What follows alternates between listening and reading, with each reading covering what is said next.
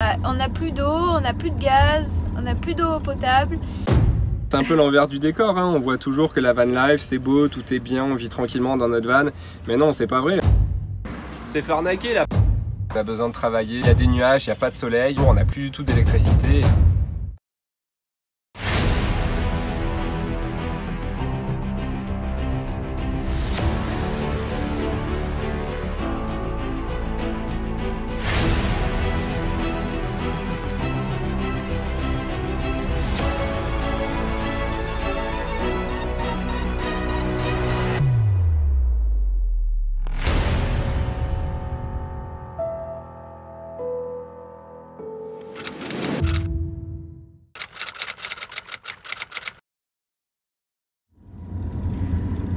Salut, petite vidéo un peu spéciale aujourd'hui. En fait, on n'a plus d'eau, on n'a plus de gaz, on n'a plus d'eau potable.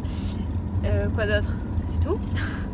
C'est déjà pas mal. C'est déjà pas mal. Du coup, on s'est rendu compte que ça serait l'occasion de faire une vidéo sur un petit peu tout ce qu'on montre pas forcément, mais qui sont juste indispensables en van life. Enfin, voilà, avoir de l'eau, comment on se recharge en gaz, comment on cuisine, etc. Donc voilà, on pensait que ça pourrait être intéressant de vous montrer ça. Et donc là, on va commencer par l'eau. Parce qu'on n'a plus d'eau du tout, donc l'eau de la cuve.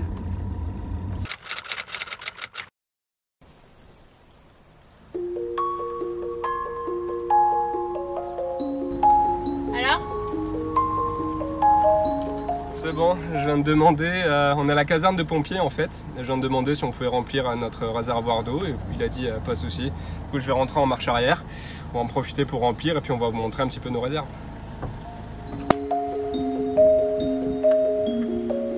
C'est un copain ?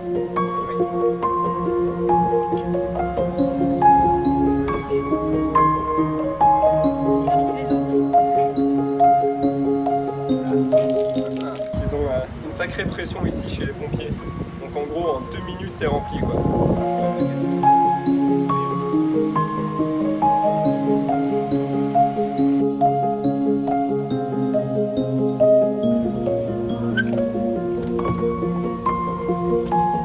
Donc là c'est notre réservoir. Notre cuve qui fait 100 litres et à côté on a la bouteille de 10 litres et tout derrière le garafone de 20 litres pour avoir 30 litres en tout supplémentaire. Avec notre petite vanne de vidange qui fuit depuis des jours et des jours, dont je vous avais déjà parlé. Notre tuyau de trop-plein, on a l'eau qui est sortie par en haut, qui est partie là, sous le van et qui coule en fait direct sous le van, ça nous dit quand la cuve est pleine. Avec cette cuve de 100 litres plus nos 30 litres qu'on a préféré rajouter, parce que c'est vrai que 100 litres des fois ça peut faire un peu court, par exemple si on a besoin de se doucher assez souvent. On arrive à tenir environ une semaine, entre une semaine et 10 jours. Et puis voilà, et dès que c'est vide, la pompe elle n'arrive plus à tourner, donc c'est parti, on recherche à nouveau un endroit pour se remplir, on remplit et puis la boucle est bouclée. Et donc en fait ça c'est notre tuyau de remplissage là que vous avez pu voir que Steve utilisait. Et ce qui est bien c'est qu'on a pris vraiment un gros diamètre, du coup on arrive à remplir plus ou moins vite quoi qu'il en soit quoi. Il y a beaucoup de débit qui peut passer. Gracias, hasta luego.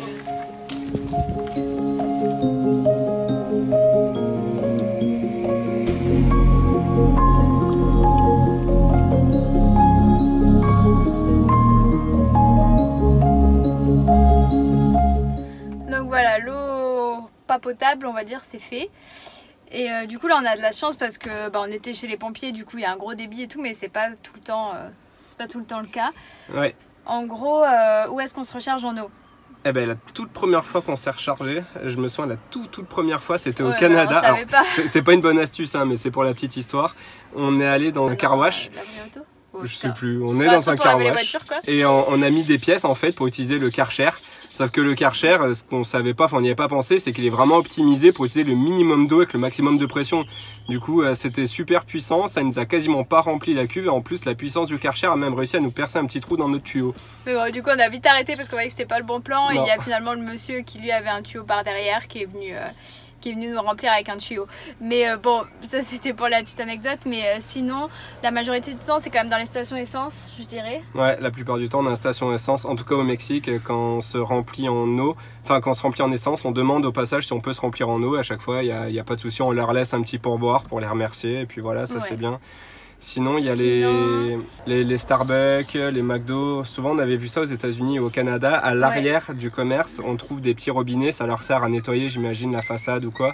Donc on demande. En général, on nous a toujours dit oui en tout cas. Et après, voilà, des fois dans les centres commerciaux, pareil, sur les parkings, il y a des robinets d'eau comme ça. Oui, pour arroser le gazon en fait, qui est au niveau des places de parking. Dans les parcs.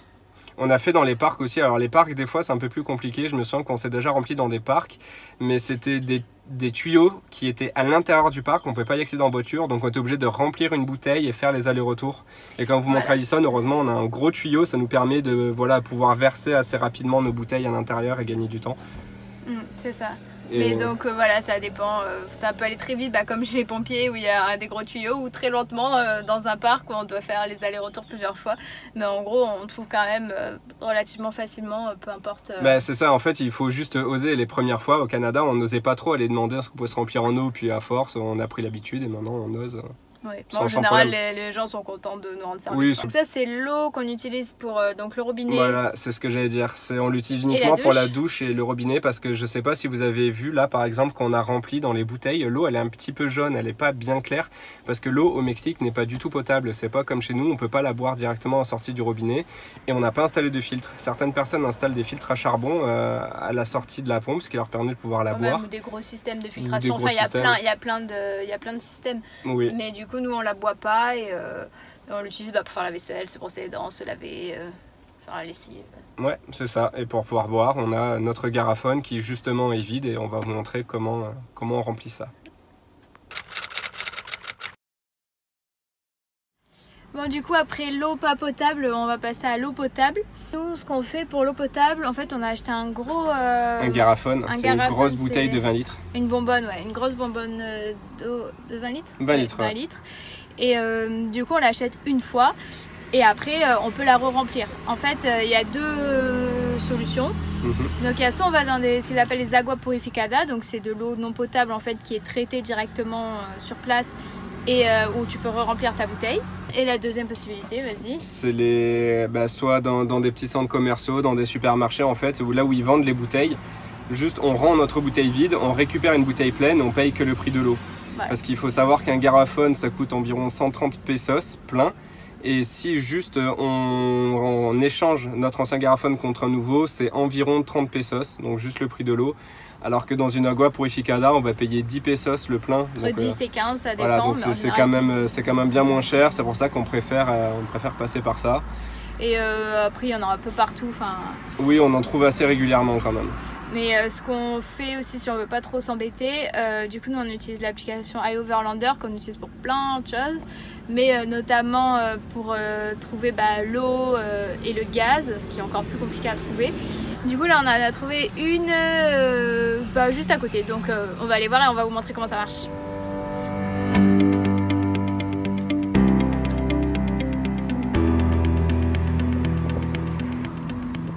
Donc il y a beaucoup d'agua purificada qui font ça en fait. D'abord tu mets ton garafone à l'envers, comme ça le nettoie, il balance de l'eau à l'intérieur pour le nettoyer, après tu remets à l'endroit et tu le remplis.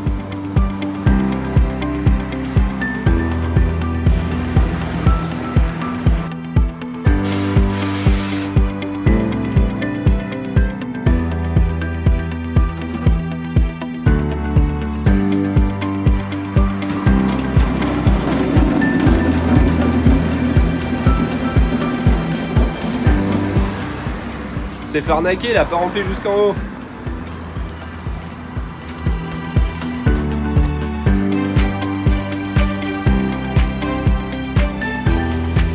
Comme le garafone c'est un peu lourd, au début on le prenait à chaque fois, on le vidait dans des bouteilles moyennes, les bouteilles moyennes dans des petites bouteilles, et les petites bouteilles elles allaient au frigo. C'est vraiment pas pratique. Donc on a acheté ça, c'est une pompe avec une valve en fait qu'on rentre à l'intérieur, on pompe et ça coule par là tout simplement. Ça coûtait 1 € et c'est vraiment pratique.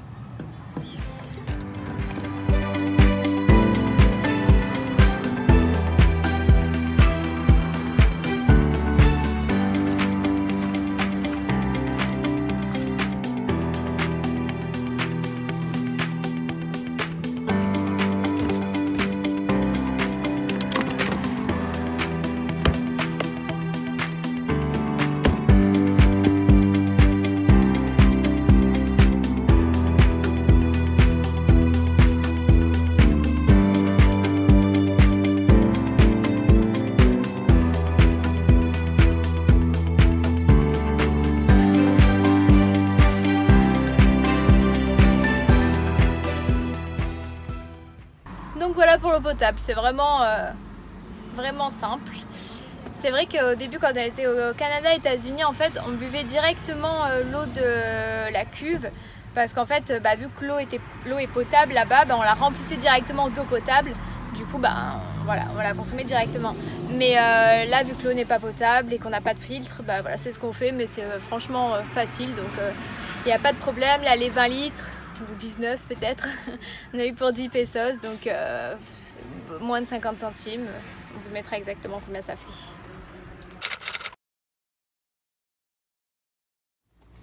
Allez, maintenant, dernière étape de notre petit périple remplissage, c'est la partie gaz. Pour les bouteilles de gaz, à la base, nous on avait acheté notre camping gaz au Canada. Ouais. Et ils vendaient des petites bouteilles, en fait c'est des petites recharges qu'on mettait à chaque fois. Et ces petites bouteilles on les trouve pas au Mexique, ou alors on les trouve très rarement et elles coûtent extrêmement cher.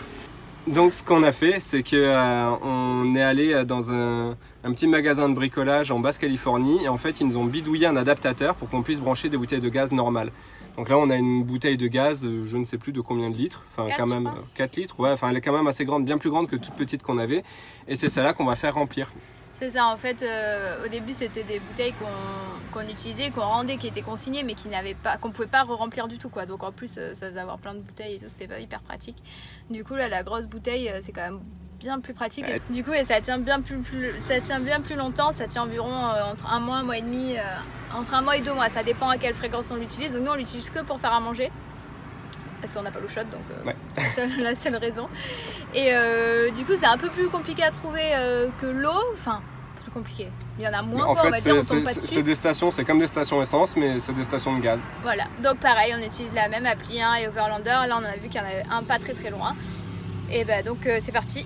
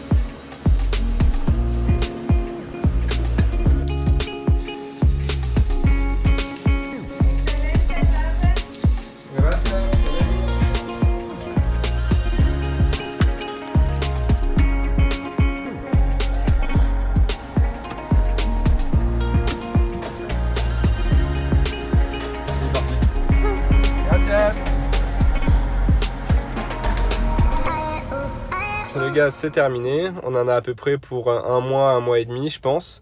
On a payé 85 pesos et voilà, c'est pas très cher, on n'a pas besoin de la recharger non plus trop souvent.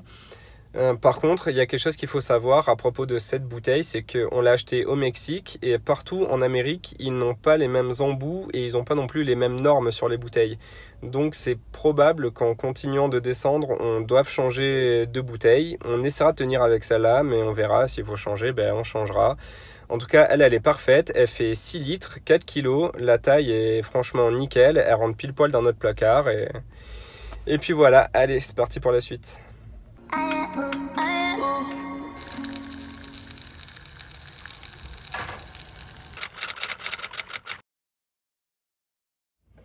Et donc dernier point qu'on voulait évoquer et qui est tout aussi important que le reste, c'est l'électricité. Alors c'est vrai que nous on se recharge pas à proprement parler en électricité dans des prises électriques. Donc c'est vrai qu'il y a des camping-cars, des vannes, etc. qui ont fait le choix en fait d'avoir une prise pour se recharger directement dans des campings ou peu importe où ils trouvent de l'électricité. Donc ils se branchent en fait à l'extérieur, ce qui recharge leur batterie et donc leur donne de l'électricité.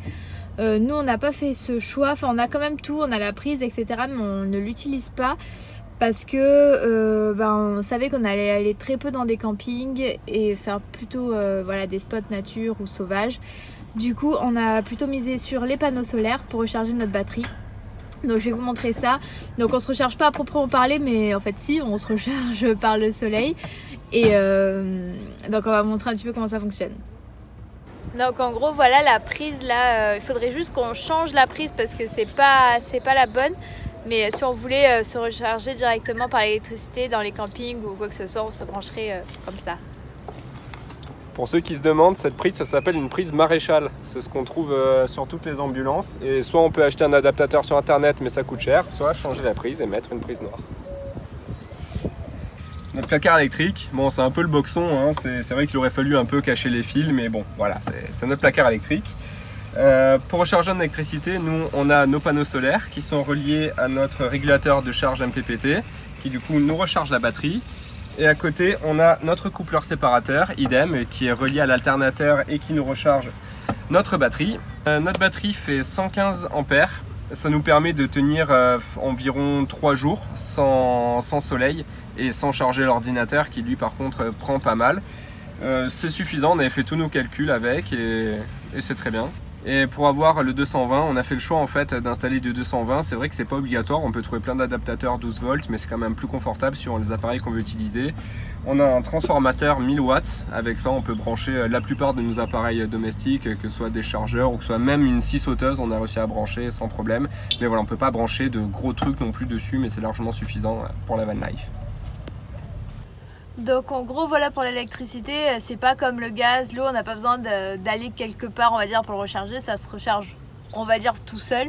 Mais voilà, ce qu'on doit faire par contre c'est faire attention à la consommation, voilà, c'est pas non plus comme à la maison où on allume tout, on branche tout sans réfléchir.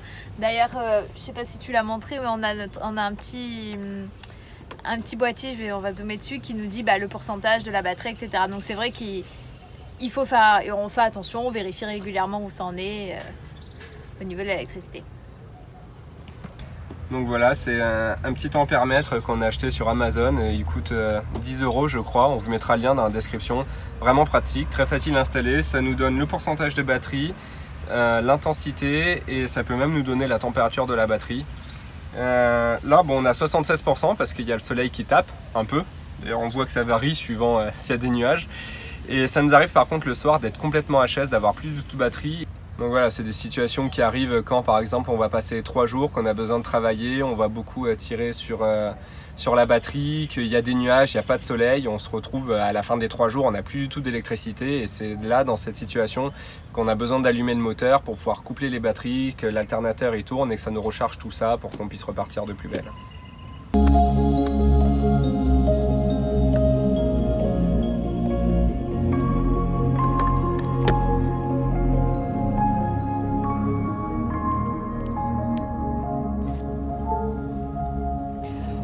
Bon voilà, cette vidéo est finie, c'était un peu pas comme d'habitude on va dire, plutôt une vidéo pratique.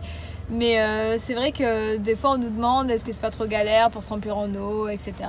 Ou l'électricité, comment vous avez fait. Donc on s'est dit que ça pourrait quand même être une bonne idée de faire cette vidéo. Ouais, ça pourrait être intéressant de le partager. Ouais. Ça pourrait servir peut-être à quelques personnes, donc voilà.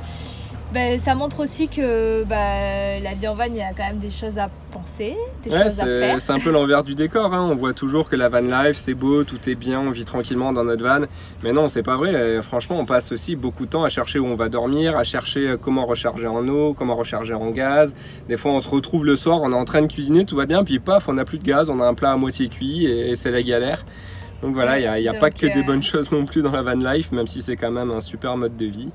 C'est ça, c'est des choses du moins auxquelles il faut penser, qu'il faut anticiper. Il faut savoir que l'air de rien, ça prend du temps. C'est pas comme à la maison, on peut pas laisser le robinet ouvert comme ça sans réfléchir, brancher tous les ordinateurs, prendre des grandes douches tout le temps. On se fait avoir un peu au début, puis après on apprend à devenir économe. Hein. Voilà, donc on espère que ça vous a plu. N'hésitez pas à nous le dire quand même. Et on vous reprend très vite avec des belles vidéos de voyage. Donc n'ayez pas peur. Allez, ciao, ciao. Ciao, ciao.